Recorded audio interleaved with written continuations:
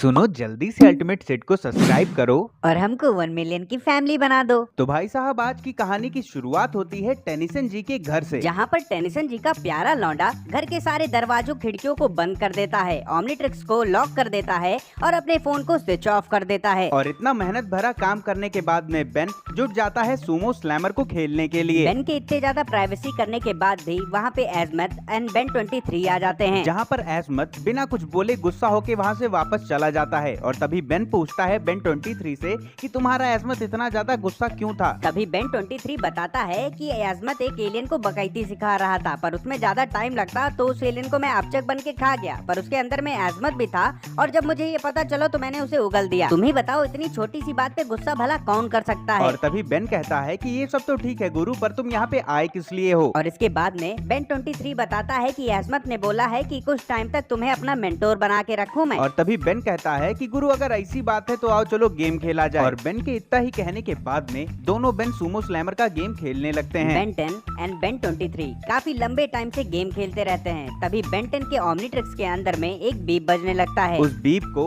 Ben ignore करने की कोशिश करता है, पर उसी वक्त ओमनिट्रिक्स के अंदर से एक एनर्जी निकलती है जिससे बेन को अच्छा खासा झटका लगता है। इसके बाद में ओमनिट्रिक्स के अंदर से एक वॉइस मैसेज आता है जिसमें पता चलता है कि इस वॉइस मैसेज को मैजिस्ट्रेट टेनिसन के इमरजेंसी फ्रीक्वेंसी से भेजा जा रहा है। और तभी बेन बताता है कि वो एक काफी बड़ा इंटर डायमेंशनल प्रॉब्लम सॉल्व कर रहा था, इसी वजह से किसी मैसेज के रिप्लाई नहीं कर पाया। तभी दूसरी साइड से प्लम्बर की आवाज आती है और वो कहता है कि गुरु ये सब छोड़ो, असली मुद्दे का काम तो दूसरी जगह पे हो रहा है, काफी बड़ी चोरी, उसे तुम्हें रोकना है। और तभी बेन उस प्लम्बर से कहता है कि परेशान होने की बात नहीं है, हम दोनों अभी वहीं पे पहुंच रहे हैं। और तभी बेन 23 से कहता है कि हमें वहाँ पे जल्दी पहुँचने के लिए किसी स्पीड वाले एलियन को चुनना पड़ेगा। और तभी बेन ट्रांसफॉर्म हो जाता है वॉल्केट राउट में, जो एलियन काफी ज्यादा स्लो और स्लिपरी होता है। और तभी बेन 23 ट्रांसफॉर्म हो जाता है एक्सेलरेट में और वॉल्केट राउट को एक बोरे में भर के वहाँ पे पहुँच जाता है जहाँ पे चोरी हो रही होती है। इसके बाद में हमें दिखाया जाता है कि सब टोरा स्केलेटोस्कन से कहती है कि तुम्हारा चोरी करने का अंदाज काफी ज्यादा पुराना हो गया है, मजा नहीं आता है, कोई स्टाइल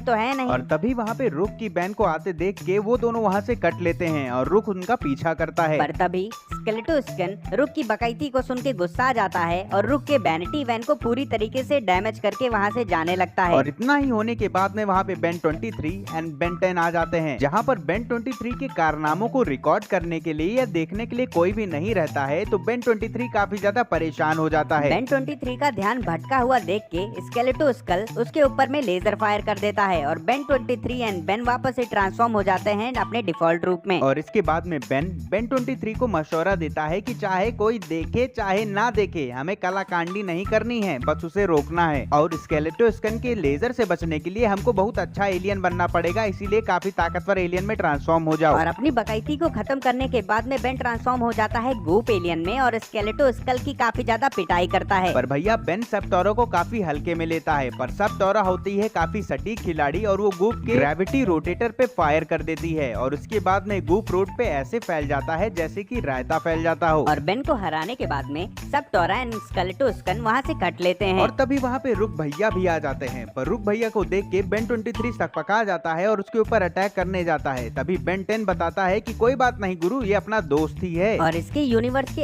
एजमत ने इसको मेरे पास छोड़ा है ताकि मैं इसका मेंटोर बन पाऊं। और इसके बाद में रुक एंड बेन 23 बेन का काफी ज्यादा मजाक उड़ाते हैं। और तभी बेन दोनों से कहता है कि देखो बकैती बाद में करना, अभी ये फुटप्रिंट है, इनको फॉलो करके हम उनके अड्डे तक पहुंच सकते हैं। और इसके बाद में हमें सेप्टोरा के अड्डे को दिखाया जाता है, जहाँ पे सेप्टोरा एंड स्केलेटोस्कन किसी को ठीक करने की कोशिश करते हैं। जहाँ पर ये दोनों ब्रेन स्टॉर्म जैसे दिखने वाले एक एलियन की हेल्प करते हैं जो एजमत के बाद में सबसे ज्यादा दिमाग रखता वो है। एलियन मेल्ट्रुएंट को ठीक करने की कोशिश करता ही है कि तभी वहाँ पे टीम टेनिसन आ जाती है। और ब्रेन स्टोन जैसा दिखने वाला एलियन बेन 23 को देख के काफी ज्यादा शॉक हो जाता है कि यूनिवर्स और मल्टीवर्स सच में एग्जिस्ट करता है। और तभी बेन 10 कहता है कि मुझे नहीं पता कि तुम सब यहाँ पे कौन सी कला कांडी मचा रहे हो, पर अगर तुम सब साथ में हो तो कुछ अच्छा जरूर नहीं होगा। और इतना ही कहने के बाद में बेन 10 ट्रांसफॉर्म हो जाता है वर्स्ट एलियन में और उसके बाद में बेन 23 ट्रांसफॉर्म हो जाता है आर्मर डेलो एलियन में। और इतना होने के बाद में मेल्ट्रुएंट सेप्टोरा एंड स्केलेटोस्कल से कहता है कि तुम दोनों इन सब से भिड़ जाओ ताकि डॉक्टर साइको बॉस मेरा इलाज कर पाए और मुझे ठीक कर पाए। और इसके बाद में टीम टेनिसन वर्सेस सेप्टोरा एंड स्केलेटोस्कल की फाइट होने लगती है, जहाँ पर बेन 10 के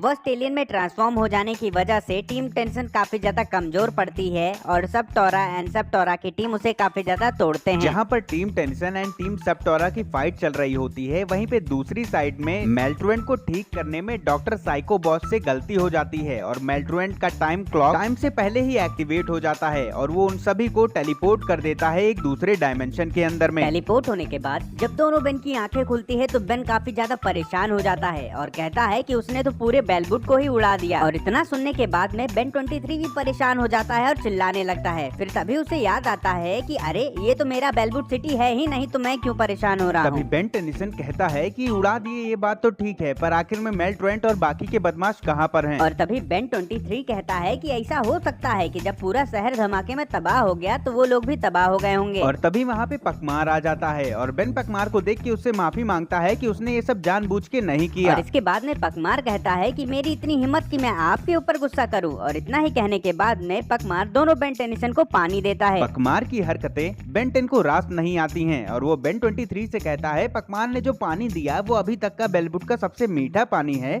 और वैसे भी पकमार की हरकतें हमको समझ नहीं आ रही है, यहाँ पे कोई ना कोई गड़बड़ जरूर है। और इतना बकैती करने के बाद में दोनों बेन काफी ज्यादा पानी पी लेते हैं। इसके बाद में रुक दोनों को दूर से देखता है और कहता है कि मैं तुम्हारी शिकायत बॉस से करूंगा। पर जैसे ही रुक उन दोनों के पास में आता है, रुक को पता चलता है कि बॉस तो यहीं पे है और डर के मारे रुक उनसे माफी मांगने लगता है। तभी बेन 23 बेन से कहता है कि तुम्हारा ये पार्टनर कुछ ज्यादा ही हम लोगों को इज्जत देने लगा है। बेन 23 के इतना ही कहने के बाद में वहाँ पे मेल्ट्रुएंट और बाकी के गुंडे आ जाते हैं और वो रुक से कहते हैं ये लोग बहरूपिये हैं जिनको तुम बेन समझ रहे हो। और तभी बेन रुक से कहता है कि अड़बंगे तरीके से कपड़े तुमने पहन रखे हैं और बहरूपिया हमको कह रहे हो। और इसके बाद में रुक और बाकी के गुंडे वहाँ से चले जाते हैं। तभी बेन 23 से कहता है कि मुझे नहीं पता गुरु यहाँ पे आखिर में माजरा क्या हो रहा है, पर मैं इन सबको भागने नहीं दूंगा। और इतना ही कहने के बाद में दोनों बेन ट्रांसफॉर्म हो जाते हैं एलियंस में। दोनों बेन रुक और बाकी के गुंडों का पीछा करते करते एक ऐसे फर्म पे पहुंच जाते हैं जहाँ पे काम हो रहा होता है। और वो सारे काम को देखने के बाद में बेन 23 से कहता है कि मुझे अब पूरी तरीके से यकीन हो गया है कि ये हमारा बेलबुट सिटी नहीं है। और तभी वहाँ पे हेरेंग्यू का एक वेरिएंट आ जाता है और दोनों बेन से कहता है कि काम चोरी मत करो, जाके काम करो। जहाँ पर बेन हेरेंग्यू से पूछता है कि यहाँ पे कोई काम वाम चल रहा है क्या। तभी हेरेंग्यू बेन से कहता है कि ज्यादा बहसबाजी मत करो, जो बोल रहा हूँ करने को वो करो, नहीं करोगे तो पनिशमेंट मिलेगी। और हेरेंग्यू के इतना ही कहने के बाद में दोनों बेन वापस से ट्रांसफॉर्म हो जाते हैं अपने डिफॉल्ट फेस में, जहाँ पे हेरेंग्यू बेन को देख के काफी ज्यादा डर जाता है और माफी मांगता है कि हमें माफ कर दीजिए वॉरलॉर्ड, हम आपको पहचान नहीं पाए। और तभी बेन हेरेंग्यू से पूछता है कि आखिर में तुम लोग ये खुदाई क्यों कर रहे हो। तभी हेरेंग्यू बेन से कहता है कि सॉरी, हमें अभी तक वो की नहीं मिल पाई है जो आपको चाहिए थी। और तभी वहाँ पे एक मशीन खराब होके गिरने वाली होती है, जहाँ पे बेन 23 स्पाइडर मंकी में ट्रांसफॉर्म होके उन सभी वर्कर्स की जान बचा लेता है। और हमारा बेन 10 किसी फॉग वाले एलियन में चेंज होके उस गिरती हुई मशीन को रोक लेता है गिरने से। बेन 10 एंड बेन 23 मिलके सारे वर्कर्स की जान को बचा लेते हैं और इसे देख के रुक और बाकी के वर्कर काफी ज्यादा हैरान होते हैं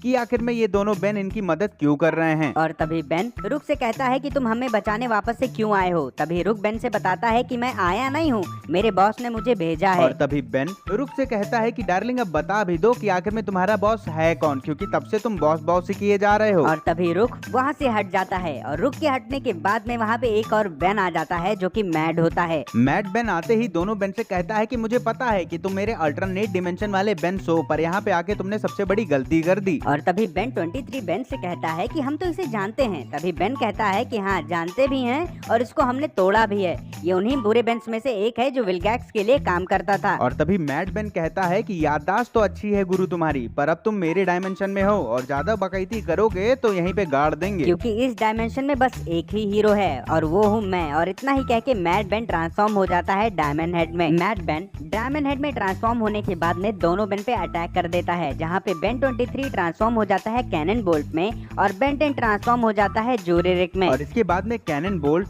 डायमंड हेड के ऊपर में अटैक करने लगता है और दूसरी जगह पे जूरिरिक कबाड़ के पास चला जाता है और अपने लिए कोई चीज बनाने की कोशिश करता है, जहाँ पर डायमंड हेड कैनन बोल्ट को बहुत बुरी तरीके से तोड़ता है। लेकिन तभी वहाँ पे जूरिरिक आ जाता है और अपने बनाए हुए हथियार से डायमंड हेड और बुरे रुक के ऊपर वार करता है। और तभी बेन 23 कहता है कि काफी अच्छा चीज बनाए हो गुरु। और इतना ही सुनने के बाद में बेन बोलता है कि जितना बना पाए उतना बना पाए। लेकिन तभी वहाँ पे डायमंड हेड उन दोनों को अपने क्रिस्टल से फ्रीज कर देता है और दोनों बेन अपने डिफॉल्ट फेस में वापस से ट्रांसफॉर्म हो जाते जाते हैं। और तभी वहाँ पे मेल्ट्रोएंट बैटमैन से कहता है कि तुम बहुत अच्छे जा रहे हो और आगे चल के मेरा नाम बहुत रोशन करोगे, पर इसके अलावा अभी भी चाबी मिली नहीं है, आस ही पास है, तो जल्दी ढूंढो। और तभी बेन को पता चल जाता है कि जिस चाबी के बारे में ये लोग बात कर रहे हैं वो मेल्ट्रोएंट के सर पे लगी क्लॉकवर्क की चाबी है। और तभी मैड बेन दोनों बेन के ऊपर चिल्ला के कहता है कि विलगैक्स और मेल्ट्रोएंट की बेइज्जती तो करना मत, क्योंकि आज मैं जो भी हूँ, जहाँ पर भी हूँ, इन्हीं दोनों की वजह से हूँ। और तभी बेन 10 बेन 23 से कहता है कि तुम्हारा मेंटोर होने के नाते एक सबक सीख लो कि तुम्हें इस लौंडे जैसे तो एकदम नहीं बनना है। और तभी मैड बेन कहता है कि तुम मेरे जितने पावरफुल बन भी नहीं सकते, तो कोशिश भी मत करना। और तभी बेन बोलता है कि तुम पावरफुल नहीं हो, तुम एक क्रोनोसिपियन के नौकर हो। और इतना ही सुनने के बाद में मैड बेन काफी ज्यादा बौखला जाता है और दोनों बेन के ऊपर अटैक करने लगता है, जिस वजह से वो दोनों डायमंड हेड के क्रिस्टल में फ्रीज जो होते हैं आजाद हो जाते हैं। और जैसे ही बेन उस क्रिस्टल से आजाद होता है वो ट्रांसफॉर्म हो जाता है क्लॉक वॉक में, और उसके बाद में मैड बेन को वो फ्रीज कर देता है उस टाइम में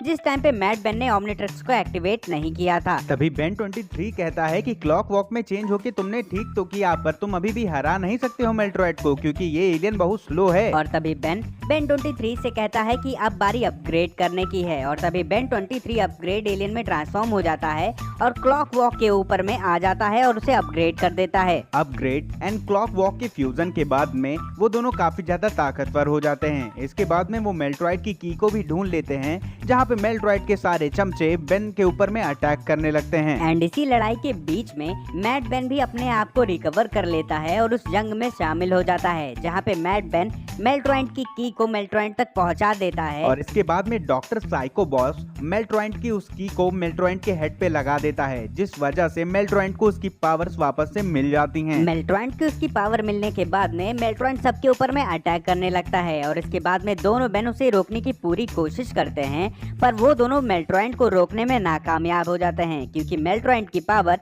काफी ज्यादा हो जाती है। मेल्ट्रॉइड अपने पावर के हेल्प से बेन 10 के ओमनिट्रिक्स को टाइम में फ्रीज कर देता है, जिस वजह से दोनों बेन किसी भी एलियन में ट्रांसफॉर्म नहीं हो पाते। और तभी मेल्ट्रॉइड मैड बेन से कहता है कि तुम अब इन दोनों का जो मर्जी वो कर सकते हो, और इतना ही कहने के बाद में मेल्ट्रॉइड वहाँ से चला जाता है, पर एक एक करके अपने सारे चमचों को भी ले जाता है वहाँ से। तभी मैड बेन काफी ज्यादा खुश होता है, क्योंकि मेल्ट्रॉइड ने उसे परमिशन दे दी होती है कि चाहे जो कर लो इन दोनों बेन्स के साथ में, और इसी वजह से मैड बेन ट्रांसफॉर्म हो जाता है अपचक एलियन में, जिससे डर के दोनों बेन भागने लगते हैं और जाके एक ऐसे कबाड़ के पीछे छिप जाते हैं जहाँ पे डॉक्टर साइको बॉस भी छुपा होता है। लेकिन तभी वहाँ पे मैड बेन का अपचक आ जाता है और उन सारे कबाड़ को खा जाता है और उनके ऊपर में एनर्जी बॉल को फायर कर देता है। गुरु लोग, इसके बाद क्या होता है दोनों बेन के साथ में या डॉक्टर साइको बॉस के साथ में, ये तो आपको नेक्स्ट एपिसोड में ही पता चलेगा, क्योंकि ये एपिसोड तो यहीं पे खत्म हो जाता है। लेकिन तब तक के लिए thanks for watching and stay tuned.